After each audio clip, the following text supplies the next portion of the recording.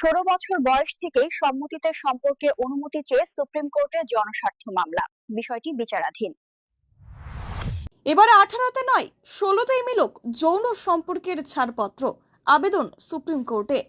যৌন মিলনে সম্মতির বয়স 18 থেকে কমিয়ে 16 বছর করার জন্য সম্প্রতি কোর্টে আবেদন জানিয়েছেন সিনিয়র আইনজীবী ইন্দিরা জয়সিং।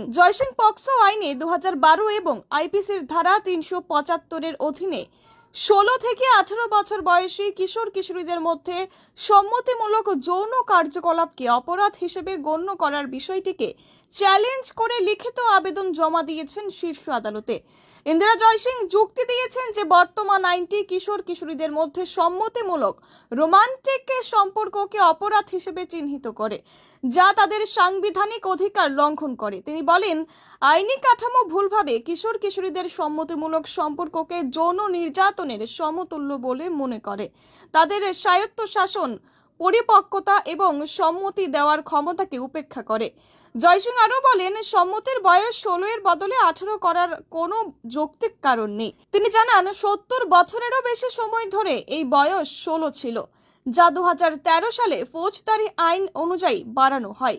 তিনি এও দাবি করেন যে বর্তমান সময়ে কিশোর কিশোরীরা দ্রুত বয়ঃসন্ধিকালে পৌঁছায় এবং তারা তাদের পছন্দের রোমান্টিক এবং যৌন স্থাপনে সক্ষম হয়।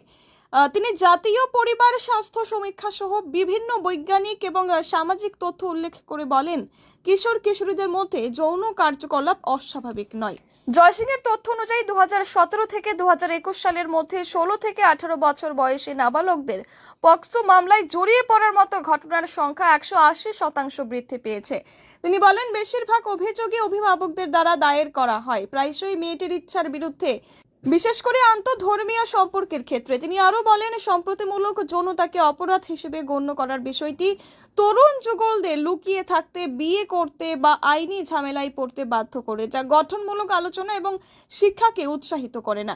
এই সমস্যা সমাধানের জন্য তিনি আইনে একটি ক্লোজ ইন এজ এক্সেপশন অন্তর্ভুক্ত করার অনুরোধ করেছেন।